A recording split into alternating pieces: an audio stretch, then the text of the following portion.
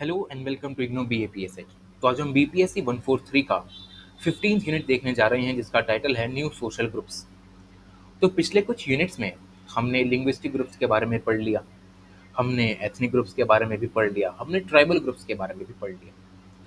तो आज हम एक नए सोशल ग्रुप की बात करेंगे जिसमें फिशर फोक्स आते हैं, इन्वायरमेंटल एंड इकोलॉजिकल ग्रुप्स आते हैं, LGBTs आते हैं। तो इन सभी की चर्चा हम इस यूनिट में करने वाले हैं। तो अगर हम बात करें इस नए सोशल ग्रुप की, तो ये एमर्ज होते हैं कुछ फैक्टर्स की वजह से, कुछ चेंजेस की वजह से, जो कि आते हैं सोसाइटी में एज वेल एज इकोनॉमी में, occurred due to the policies of development. Development की पॉलिसीज को जब इम्प्लीमेंट किया जाता है तो हमारी society as well as economy में कुछ चेंजेस आते हैं, और इन्हीं चेंजेस की वजह से ये नए सोशल ग्रुप्स एमर्ज होने लगते हैं सोसाइटी में। जैसे कि कुछ ग्रुप्स इन्वायरमेंटल होते हैं, जो कि यहाँ पर नेचर की बात करते हैं कि हमें सस्टेनेबल तरीके से डेवलपमेंट करनी है, सबको राइट्स देने हैं। वहीं कुछ फिशर फोक्स होते हैं जो कि मॉडर्नाइजेशन के साथ अपनी अलग लड़ाई लड़ रहे हैं। और साथ ही साथ लास्ट में आता है हमारे पास LGBTQ कम्युनिटी, जिनको हमारी सोसाइटी में इन्फीरियर माना जाता है, इनके साथ डिस्क्रिमिनेशन किया जाता है। तो इन सभी नए सोशल ग्रुप्स की चर्चा हम इस यूनिट में करते हैं, जिसकी शुरुआत हम करेंगे फिशर फोक से। तो फिशर फोक, हम नाम से ही पता लगा सकते हैं कि एक ऐसी कम्युनिटी है जो कि economically as well as culturally associated है फिशिंग से और फिशरी से। मतलब ये एक ऐसी कम्युनिटी के लोग हैं जो कि आर्थिक रूप से, और इनका जो कल्चर है वो मछली पालन और इनका जो मछली का व्यापार है इनसे ही जुड़ा हुआ है। इसमें ये मछलियों को पकड़ते हैं, उनको बेचते हैं, उनको प्रोसेस करते हैं और उनकी मार्केटिंग करते हैं। और ये काम सदियों से चला आ रहा है इनकी कम्युनिटी में। उसके बाद जो लोग कोस्टल एरियाज में रहते हैं, ये फिशर फोक्स उन्हें फिश प्रोवाइड करने का भी काम करते हैं, जो कि नॉन वेजिटेरियन पॉपुलेशन जो वहाँ पे रहती है उनका एक स्टेपल फूड माना जाता है, जो उन राज्यों की इकोनॉमी में भी अच्छा खासा कंट्रीब्यूशन देता है। जिसमें जो राज्य कोस्टलाइन पर सिचुएटेड हैं, इसमें सबसे ज़्यादा चीज़ें हमें दिखाई देती हैं, जैसे कि केरला, तमिलनाडु, आंध्र प्रदेश, गोवा, वेस्ट बंगाल, गुजरात, महाराष्ट्र। तो ऐसे सभी राज्यों में जो फिशर फोक्स हैं वो बहुत ही ज़्यादा एक्टिव हैं, जहाँ पर नॉन वेजिटेरियन जो कम्युनिटी है उनको फिश प्रोवाइड करने का काम ये करते हैं, और वहाँ की स्टेट इकोनॉमी में ये अच्छा खासा रोल भी प्ले करते हैं।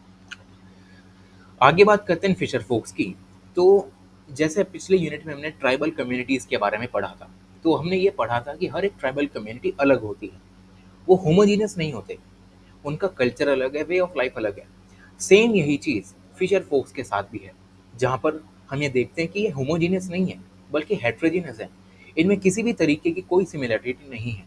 इसमें डाइवर्स सोशियो कल्चरल ग्रुप्स के लोग काम करते हैं, जिसमें हिंदूज भी होते हैं, इसमें मुस्लिम्स भी होते हैं, क्रिश्चियंस भी होते हैं।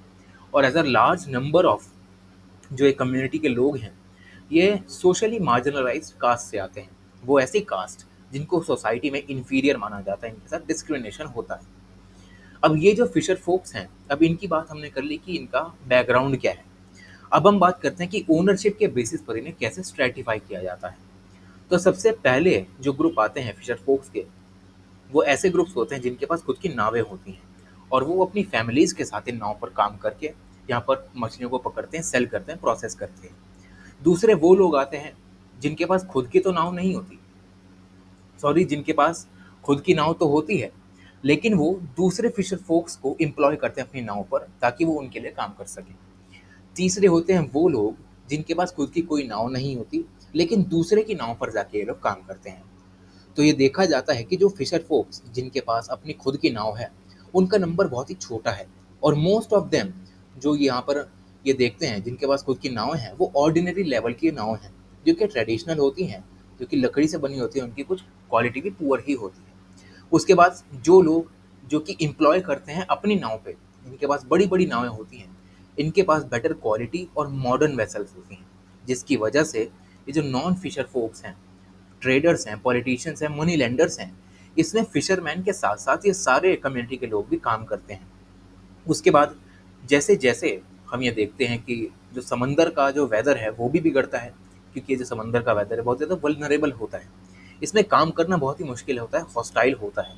तो इस पीरियड में, इस अनफेवरेबल वेदर कंडीशंस में, जो फिशर फोक्स यहाँ पर एंगेज होते हैं और जॉब्स में, वो हार्बर पर काम करना शुरू कर देते हैं, क्योंकि उनकी हैबिटेट ही वैसी है, वो डिपेंडेंट है इन सभी जॉब्स पर। जिसकी वजह से जो ये फिशर फोक्स हैं वो कुछ नेचुरल डिजास्टर्स का भी शिकार बनते हैं, जैसे कि फ्लड, टाइफून्स और सुनामीज, जिनकी वजह से, इन नेचुरल डिजास्टर्स की वजह से जो फिशर फोक्स हैं, इनको बहुत ही ज़्यादा नुकसान झेलने को मिलता है, जिनके पास पैसे नहीं होते। आगे बात करते हैं मैकेनाइजेशन एंड फिशर फोक्स। तो ट्रेडिशनली अगर हम देखें तो मछली पकड़ने का काम जो है वो छोटी और अनपावर्ड नाव से किया जाता है, जिसमें चप्पू चला के लोग काम करते हैं।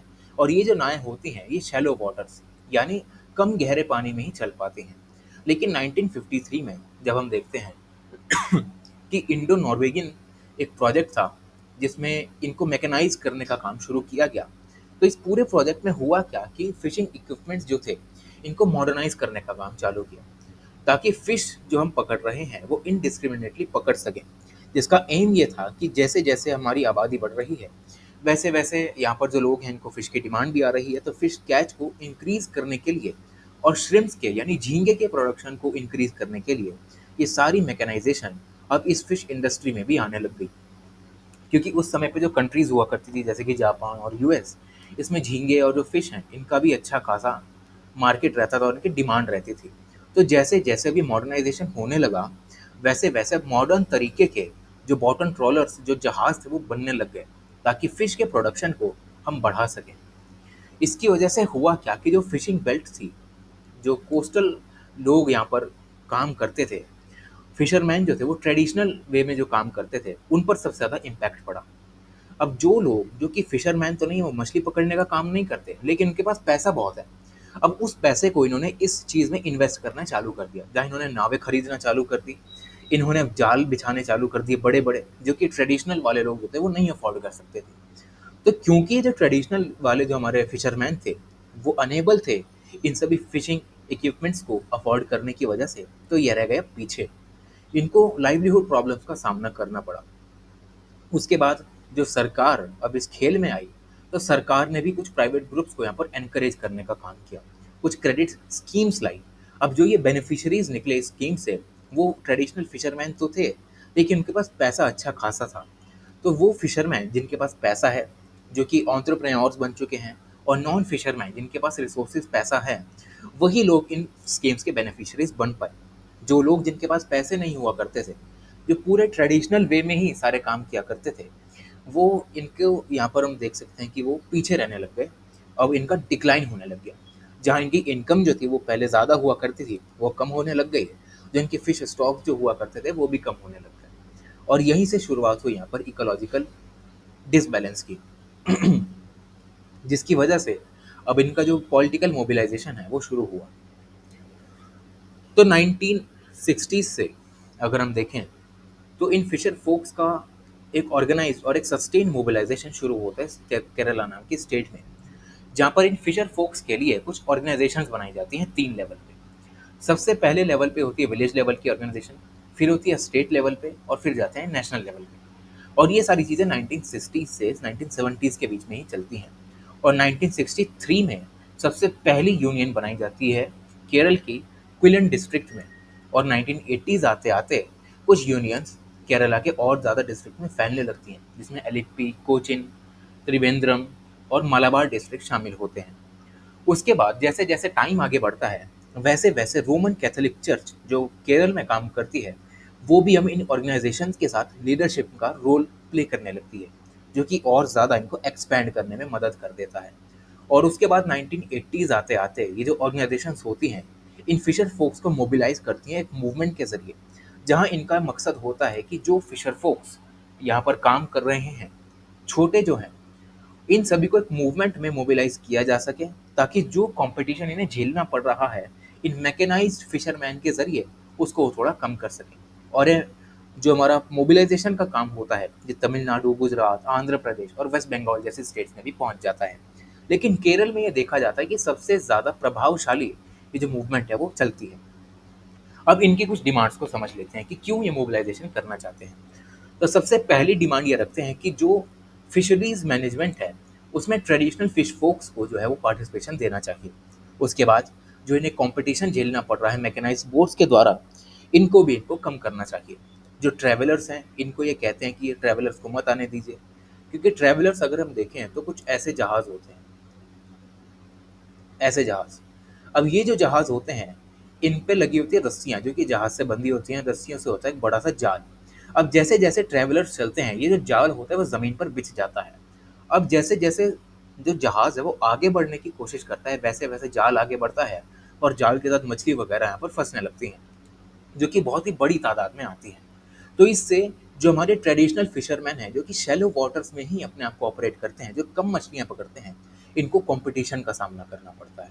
तो इसी वजह से इनकी डिमांड होती है कि इंट्रोडक्शन ऑफ ट्रैवलर्स, मतलब जो ट्रैवलर जहाज़ हैं, इनका इंट्रोडक्शन कम किया जाए। फिशरीज़ का जो रिसोर्स एलोकेशन है, उसको और ज़्यादा अकाउंटेबल बनाया जाए, स्ट्रीमलाइन किया जाए। जो भी लोग नेचुरल डिज़ास्टर्स की वजह से रिहैबिलिटेट हुए हैं, उनको कुछ मुआवज़ा दिया जाए और जो भी एक्सप्लॉयटेशन किया जा रहा है, उन लोगों के द्वारा, जो कि एजेंट्स हैं, ट्रेडर्स हैं, मनी लेंडर्स हैं, इनको भी थोड़ा कम किया जाए। और यहीं से जो पूरी मूवमेंट है, वो यहाँ पर शुरू हो जाती है इनके मोबिलाइज़ेशन की। आगे बात करते हैं इकोलॉजिकल एंड एनवायरमेंटल ग्रुप्स के बारे में। तो फिशर फोक्स के जैसे ही कुछ एनवायरमेंटल और इकोलॉजिकल ग्रुप्स भी हमारे सामने आते हैं, जो कि डाइवर्स ग्रुप्स होते हैं। लेकिन जैसे फिशर फोक्स को हमने देखा कि ये सिर्फ कोस्टल एरियाज में ही ऑपरेट करते हैं, लेकिन ये इकोलॉजिकल ग्रुप्स ऐसे होते हैं जो कि all over the country operate करते हैं। इकोलॉजिकल ग्रुप्स जो होते हैं, वो यहाँ पर ऑल ओवर द कंट्री हम देख सकते हैं कि कहीं ना कहीं जब जहाँ भी हम रहते हैं, वहाँ हम कोई ना कोई ग्रुप ऐसा ढूंढ ही लेंगे जो कि इन्वायरमेंट के भले के लिए काम कर रहा होगा। और ये सारी चीज़ें 1970s से हमारे देश में चल रही हैं, जहाँ पर जो लोग हैं, ये कुछ एरियाज तक कन्फाइंड ना रह के पूरे पूरे गांव, urban communities, women, tribal, middle class, peasants, इन सभी के साथ मिलकर काम करने का इनका एक प्रिंसिपल रहता है, ताकि इनकी जो मूवमेंट है वो यहाँ पर सुचारू रूप से चल सके। और इनकी कुछ डिमांड्स भी रहती हैं, जैसे कि जो नेचुरल रिसोर्सेज हैं, उनका ये कहना होता है कि कुछ लोग जो हैं, जो प्राइवेट प्लेयर्स हैं, वो अपने फ़ायदे के लिए यहाँ पर रिसोर्सेज को एक्सप्लॉइट करके चले जाते हैं और खुद का फ़ायदा कर लेते हैं। तो क्योंकि उन रिसोर्सेज से बहुत ही छोटे नंबर में जो लोग हैं उनको फ़ायदा पहुँच रहा है, इसकी वजह से सोसाइटी में इनइक्वालिटी आती है। और इनका ये मकसद रहता है कि लोगों के जो राइट हैं नेचुरल रिसोर्सेज को इक्वली एक्सेस करने के, ये इनको प्रोटेक्शन दिलवाने का काम करते हैं। जो भी लैंड डिग्रेडेशन हो रहा है, इसको प्रिवेंट करने का काम करते हैं।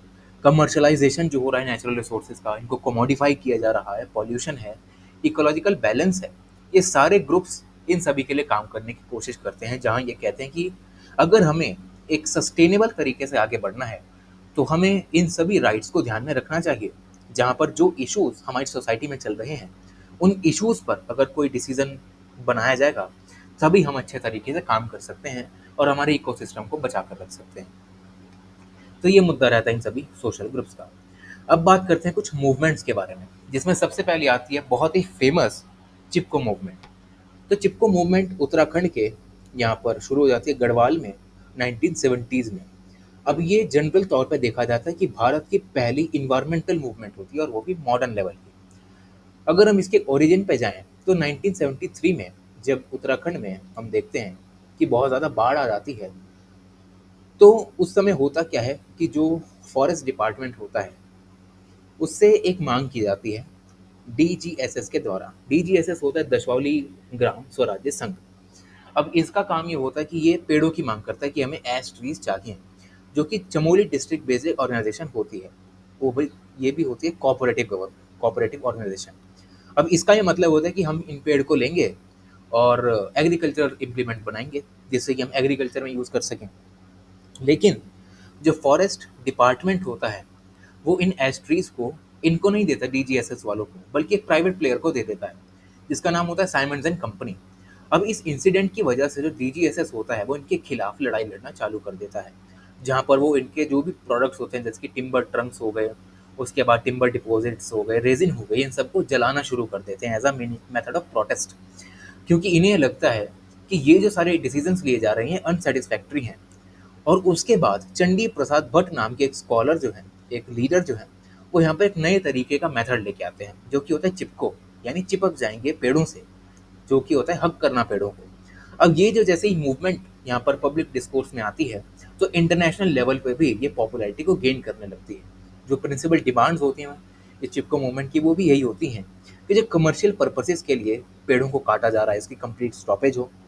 जो लोग नेचर के आसपास रहते हैं, इनके ट्रेडिशनल राइट्स को बचाया जाए, सेफ गार्ड किया जाए। इनकी जो भी मिनिमम नीड्स हैं कल्टीवेशन की, वो फुलफिल की जाए। विलेज कमिटीज़ बनाई जाएँ ताकि फॉरेस्ट को मैनेज किया जा सके। Forest related home based industries जो हैं, जो कि रॉ मटेरियल्स का यूज़ करके कोई एंड प्रोडक्ट बनाती हैं फॉरेस्ट बेस्ड, उनको भी सिक्योर किया जाए ताकि इन ट्रेडिशनल कम्युनिटीज़ के जो भी ट्रेडिशंस हैं, जो भी कल्चर है, इसको सेफगार्ड किया जा सके। तो वैरायटी ऑफ इश्यूज़ यहाँ पर उठाए जाते हैं और यहीं से जो अनचिपको मूवमेंट है, वो भी यहाँ पर खत्म हो जाती है। तो अब हम बात करते हैं नर्मदा बचाओ आंदोलन की। तो 1980s के आसपास एक नर्मदा रिवर प्रोजेक्ट नाम का एक अम्ब्रेला प्रोजेक्ट लाया जाता है। ये मेनली 3 स्टेट्स में होता है, जिसमें वेस्टर्न गुजरात, मध्य प्रदेश और महाराष्ट्र जैसे इंपॉर्टेंट स्टेट्स आते हैं। और यही एक ऐसा प्रोजेक्ट होता है जिसकी वजह से इन्वायरमेंटल मूवमेंट इस प्रोटेस्ट के अगेंस्ट शुरू हो जाती है। तो ये जो पूरी मूवमेंट होती है, ये इस तरीके का रिजल्ट होती है, जो कि हम ये देखते हैं कि 1980 से पहले जो नेहरूवियन मॉडल जो चला करता था डेवलपमेंट का, जहाँ पर इंडस्ट्रियलाइजेशन पर सबसे ज़्यादा थ्रस्ट दिया जाता था, इसकी वजह से ये मूवमेंट जो है वो सामने आने लगती है, जहाँ पर ये लोग कहते हैं कि डेवलपमेंटल मॉडल की वजह से हमारा जो इन्वायरमेंट है, उसमें डिस्ट्रप्शन पैदा हो रहा है। और इनकी ये मांग होती है कि कोई भी ऐसा अदर डेवलपमेंटल प्रोजेक्ट इंडिया में नहीं आना चाहिए। और नर्मदा वैली प्रोजेक्ट जो है हमारा इतना ज़्यादा बड़ा प्रोजेक्ट होता है, इतना ज़्यादा बड़ा मूवमेंट होता है, जो कि इतना ज़्यादा इंटेंसिफाई हो जाता है कि नेशनल लेवल पे क्या, हम इंटरनेशनल लेवल पे भी हम इसकी गूंज को सुन सकते हैं, जहाँ पर पॉलिटिकल मोबिलाइजेशन इनका किया जाता है, एक इन्फॉर्म्ड डिबेट होती है, रूट एक्टिविज्म किया जाता है कि पता तो चले कि ये जो हमारे मुद्दे उठ रहे हैं वो क्यों उठ रहे हैं। और यहीं से जो नर्मदा बचाओ आंदोलन है उसकी शुरुआत हो जाती है, जहाँ हम ये देखते हैं कि नर्मदा वैली एक प्रोजेक्ट है जो कि एक अम्ब्रेला प्रोजेक्ट है, जिसमें 2 मेगा प्रोजेक्ट आते हैं, जिसमें सबसे पहला होता है सरदार सरोवर प्रोजेक्ट और दूसरा होता है नर्मदा सागर प्रोजेक्ट, जो कि मध्य प्रदेश से शुरू होते हैं, जिसको बनाने का काम चालू कर दिया जाता है। और ये जो पूरा प्रोजेक्ट होता है, ये एक सिंगल रिवर वैली का प्रोजेक्ट होता है, मतलब एक रिवर जो अपनी वैली बनाती है, उस पूरी की पूरी वैली पर यहाँ पर डैम बनाने की कोशिश की जाती है, एक लेक बनाने की कोशिश की जाती है, जिसको कहा जाता है कि अगर ये एक लेक बन गई तो वर्ल्ड की लार्जेस्ट मैन मेड लेक हम यहाँ पर बना सकते हैं। तो यहाँ की जो राज्य सरकार होती है वो यहाँ पर इसको मंजूरी दे देती है, क्योंकि उस समय पर जो गुजरात जैसे राज्य होते हैं वो पानी के लिए तरसते हैं, उनके पास पानी की शॉर्टेज होती है। और 1985 से 88 के बीच में गुजरात में सूखा भी पड़ता है। तो इससे पता लगता है कि ये जो पूरा प्रोजेक्ट है हमारी इसको नीड है, बहुत ज़्यादा ज़रूरत है। उसके बाद इस प्रोजेक्ट को मंजूरी मिल जाती है, फिर ये प्रोजेक्ट जो है वो बनना शुरू कर दिया जाता है। लेकिन एक रिपोर्ट के अनुसार अगर हम देखें तो कुछ क्रिटिक्स ये कहते हैं कि ये जो प्रोजेक्ट है ये बहुत ही ज़्यादा हार्मफुल होने वाला है, क्योंकि अगर ये रिजर्वर हमने बना दिया तो इससे 37,000 हेक्टेयर ऑफ लैंड जो है वो यहाँ पर पानी के नीचे होगी, जिसमें 11,000 हेक्टेयर होंगे जंगल और 248 गांव होंगे, जिसमें 19 होंगे गुजरात के, 36 होंगे महाराष्ट्र के और 193 होंगे मध्य प्रदेश के, और 1 लाख से ज़्यादा लोग डिस्प्लेस हो जाएंगे। तो इन सभी चीज़ों को ध्यान में रखते हुए जो मूवमेंट है उसकी यहाँ पर थोड़ी शुरुआत की जाती है, और 1988 में आते आते हम ये देखते हैं कि फॉर्मली यहाँ पर स्टॉपेज कर दिया जाता है नर्मदा वैली डेवलपमेंटल प्रोजेक्ट्स पर। फिर सितंबर 1989 में 50,000 से ज़्यादा लोग उसी रिवर वैली में मौजूद होते हैं और वहाँ पर प्रण लेते हैं कि इस डिस्ट्रक्टिव डेवलपमेंट को हम यहाँ पर कभी भी इम्प्लीमेंट नहीं होने देंगे। उसके बाद उसके 1 साल बाद थाउजेंड्स ऑफ विलेजर्स यहाँ पर मध्य प्रदेश के एक छोटे से ज़िले में यहाँ पर जो है वो आते हैं और ये कहते हैं कि अगर हमारी मांगों को पूरा नहीं किया गया तो हम घर वापस नहीं जाएंगे, हम यहीं डूब के मर जाएंगे। उसके बाद और ज़्यादा ये इंटेंसिफाई होने लगता है। तो इतने ज़्यादा प्रेशर के बावजूद, इसके इतने ज़्यादा प्रेशराइज होने के बावजूद जो हमारी स्टेट की गवर्नमेंट है वो यहाँ पर वर्ल्ड बैंक को यहाँ पर एक कहते हैं कि सलाह देती है कि आप यहाँ से चले जाइए। तो वर्ल्ड बैंक एक यहाँ पर इंडिपेंडेंट रिव्यू कमेटी बनाता है, जिसको मॉर्स कमीशन कहते हैं, और ये अपनी रिपोर्ट को 1992 में पब्लिश करते हैं। अब इवेंचुअली होता क्या है कि इतने ज़्यादा इसको इंटरनेशनल लेवल पर भी पॉपुलैरिटी मिल जाती है, सबको पता होता है कि क्या चल रहा है। तो इतने इंटरनेशनल अप्रोर के बाद जो ये रिपोर्ट है वो वर्ल्ड बैंक को सलाह देती है कि वर्ल्ड बैंक आपको यहाँ से विड्रॉ कर लेना चाहिए, और वर्ल्ड बैंक विड्रॉ कर भी लेता है इस सरदार सरोवर प्रोजेक्ट से। लेकिन जो उस समय की गुजराती सरकार होती है वो तब भी इस प्रोजेक्ट को आगे बढ़ाने का काम करती है, जहाँ पर वो 200 मिलियन डॉलर रेज करने का काम करती है अपने अकेले दम पे। और उसके बाद से हम ये देखते हैं कि आज के टाइम तक भी जो बहुत सारे इश्यूज हैं इस प्रोजेक्ट से रिलेटेड, वो अभी भी अनरिजॉल्व हैं। तो इस पूरे आंदोलन से हम ये समझ सकते हैं कि किस तरीके से जो लोग हैं वो समझते हैं अपने इन्वायरमेंट के बारे में, क्या क्या रोल रहता है इन्वायरमेंटल ग्रुप्स का, जिसकी वजह से लोग जो है उनमें एक अवेयरनेस पैदा होती है कि किस तरीके से ये जो हमारे डेवलपमेंटल प्रोजेक्ट्स हैं वो बार बार से तो अच्छे लगते हैं डेवलपमेंट में कि हाँ भाई डेवलपमेंट हो जाएगी, लेकिन इनके पीछे की जब हमें रियलिटी पता लगती है कि कितने ज़्यादा लोग इसमें डिस्प्लेस होंगे, कितनी ज़्यादा ज़मीन हमारे पानी के नीचे चली जाएगी, जंगल बर्बाद हो जाएंगे, वैसे वैसे लोगों में एक अवेयरनेस आने लगती है जिसकी वजह से लोग प्रोग्रेस करना चालू करते हैं और इस प्रोजेक्ट को विड्रीव करना पड़ता है।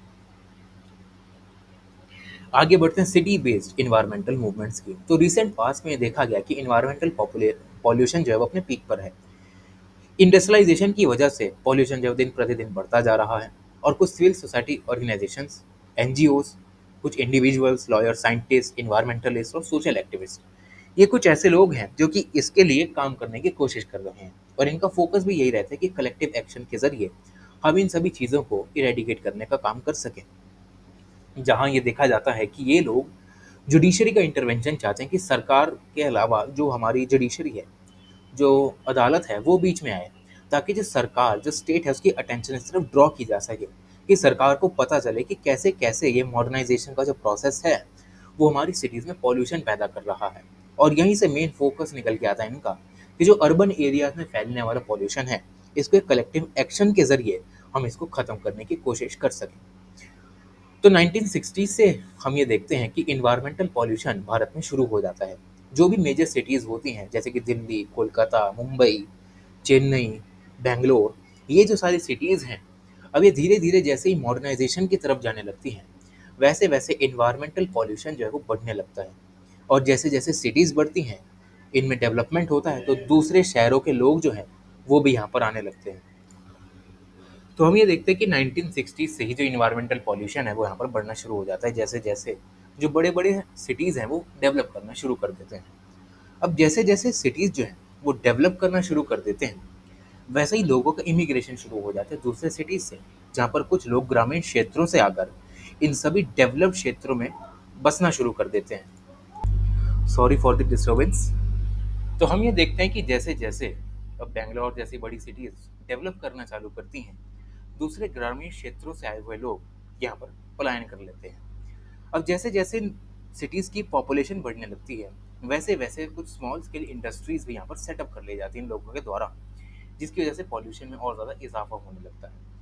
अब जैसे लोग आते हैं, उनके पास गाड़ियाँ भी होती हैं, इंक्रीज़िंग नंबर ऑफ व्हीकल्स हमें देखने को मिलता है, अनप्लैन्ड एक्सपेंशन ऑफ सिटीज़ भी हम देखते हैं और ओपन ड्रेनेज जैसी समस्याएँ जो हैं, वो इन सिटीज़ में बढ़ने लग जाती हैं, जिसकी वजह से जो इन्वायरमेंटल हज़ार्ड्स हैं, वो बढ़ने लग जाते हैं और पॉपुलेशन जो है वो यहाँ की पॉल्यूशन में दब के रह जाती है और मल्टीपल डिजीज़ेज़ का सामना इन्हें करना पड़ता है।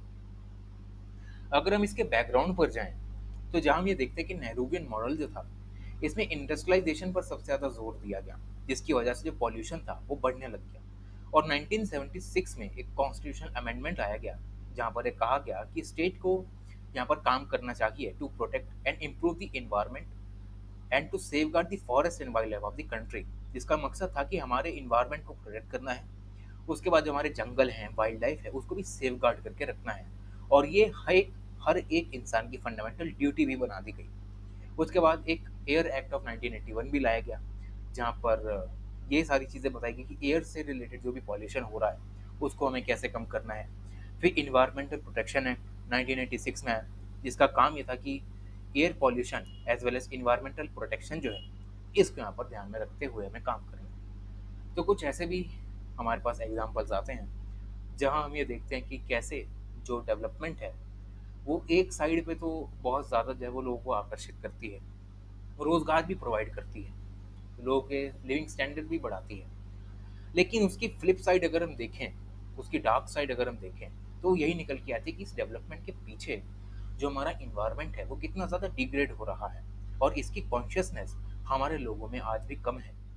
और इसी में जो सहयोग देने का काम लोग ये कर रहे हैं, वो यही कुछ ऑर्गेनाइजेशंस हैं, एनजीओज हैं, इन्वायरमेंटलिस्ट हैं और सोशल एक्टिविस्ट हैं, जो कि लोगों में इन सभी चीज़ों के लिए अवेयरनेस फैलाने का काम कर रहे हैं, ताकि लोग डेवलपमेंट को तो देखें ही देखें कि डेवलपमेंट ने चाहिए, लेकिन इस डेवलपमेंट से होने वाले इन्वायरमेंटल इम्पैक्ट भी लोगों को पता होने चाहिए। तभी जो हमारी डिसीजन मेकिंग है वो और ज़्यादा सस्टेनेबल हो सकती है, जिससे हम एक सस्टेनेबल इन्वायरमेंट के साथ डेवलपमेंट भी इंजॉय कर सकते हैं। आगे बात करते हैं एलजीबीटी कम्युनिटी की। तो जो एलजीबीटी क्यूज होते हैं, इसमें आते हैं lesbians, gays, bisexuals, transgenders and queers. अब ये ऐसे मार्जिनलाइज सेक्शन ऑफ सोसाइटी होते हैं जिनके जेंडर की वजह से इनका स्टेटस सोसाइटी में डिसाइड किया जाता है, और इनके सेक्सुअल ओरिएंटेशन की वजह से जो इनका स्टेटस है वो सोसाइटी में डिसाइड किया जाता है। तो कुछ साल पहले तक होता क्या था कि ये जो पूरी कम्युनिटी हुआ करती थी, ये political as well as academic discourse से बहुत ही दूर रहा करती थी। लेकिन पिछले कुछ सालों में हम ये देख रहे हैं कि इन सभी कम्युनिटीज़ का जो है कि एक हम कह सकते हैं कि इंक्लूजन है हमारी पॉलिटिक्स में, हमारे एकेडमिक्स में, वो बढ़ता जा रहा है। तो इसके रिगार्डिंग हमारे सामने एक बिल आता है जिसका मतलब होता है ट्रांसजेंडर पर्सन्स बिल, जो कि 2016 में लाया जाता है, जहाँ पर एक कहा जाता है कि एक ट्रांसजेंडर पर्सन वो है जो कि ना ही पूरी तरीके से मेल है, ना ही फीमेल है। उसके बाद ये कॉम्बिनेशन हो सकता है मेल और फीमेल का, और तीसरा, ना ही वो मेल है और ना ही वो फीमेल है। तो ऐसे जो लोग हैं जिनका जेंडर मेन स्ट्रीम से मैच नहीं होता, वो होते हैं ट्रांसजेंडर। और यहीं से इनका जो स्टेटस है सोसाइटी में, वो यहाँ पर डिग्रेड होना चालू हो जाता है, जहाँ पर लोग जो हैं वो इन्हें एज अ टैबू देखते हैं कि क्या ये लोग हैं। फिर उसके बाद आते हैं यहाँ पर जेंडर क्यूअर्स, क्यूअर्स जो कि अपने आप की सेक्सुअल आइडेंटिटी को ही क्वेश्चन करने लगते हैं कि हम हैं क्या। तो ऐसे जो भी लोग आते हैं जिसमें trans man, trans women, intersex variations वाले लोग आते हैं, इन सभी को डिस्क्रिमिनेशन का सामना करना पड़ता है ड्यू टू देयर जेंडर। इन्हें सोशल स्टिग्मा का सामना करना पड़ता है, एम्प्लॉयमेंट इन्हें कम मिलता है, पब्लिक प्राइवेट इंस्टीट्यूशंस में इन्हें रिजर्वेशन नहीं दी जाती, मतलब इन्हें एम्प्लॉयमेंट नहीं दिया जाता। इनके परिवार में भी इनको जगह नहीं दी जाती, इनको निकाल दिया जाता है मोस्ट ऑफ द केसेस में। तो ये जो पूरी कम्युनिटी है वो आज के टाइम पे बहुत ही ज़्यादा यहाँ पर चर्चित कम्युनिटी है, जिसके लिए भारत में भी कुछ यहाँ पर बिल्स लाए गए हैं। जैसे कि त्रुचि शिवा नाम की एक प्राइवेट मेंबर हैं जो कि एक बिल लाई है राज्यसभा में 2014 में दिसंबर 12 को, और ये बिल जो है वो पास कर दिया जाता है। और 2 अगस्त 2016 को यूनियन मिनिस्टर थवर सिंह थवर चंद गहलोत जो है वो इस बिल को प्रेजेंट करते हैं, जिस बिल का नाम होता है ट्रांसजेंडर पर्सन्स प्रोटेक्शन बिल और 2016। इस बिल में ये प्रोहिबिट किया जाता है कि किसी भी तरीके का डिस्क्रिमिनेशन जो हो रहा है इन ट्रांसजेंडर पर्सन्स के अगेंस्ट, भले ही वो इन्हें सर्विस में ना देना हो, इनके साथ अनफेयर ट्रीटमेंट हो, इनको गुड्स एंड सर्विसेज ना मिल पा रही हो, इनको हेल्थ केयर एक्सेस ना हो, इनको एम्प्लॉयमेंट ना हो, इनको एजुकेशन ना हो, इन सभी तरीके के डिस्क्रिमिनेशन से बचाने का काम ये बिल इन ट्रांसजेंडर्स के लिए काम करता है, ताकि आसानी से अपने सेल्फ आइडेंटिफिकेशन के साथ जी सकें वो अपनी सोसाइटी में। और उसके बाद गवर्नमेंट्स ने इनके लिए कुछ वेलफेयर मेजर्स भी निकाले हैं जो कि इनको अपलिफ्ट करने का काम करते हैं। तो ये जो सारे एग्जांपल्स हैं हमारे सामने आते हैं इस एलजीबीटी कम्युनिटी के लिए, जो कि बहुत ही ज़्यादा हमारे इंपॉर्टेंट बन जाते हैं, क्योंकि आज के टाइम पे ये एक एमर्जिंग टॉपिक है, हर जगह इनकी बातें की जाती है। तो यहीं पर जो हमारा पूरा यूनिट है वो भी खत्म हो जाता है। Thank you so much.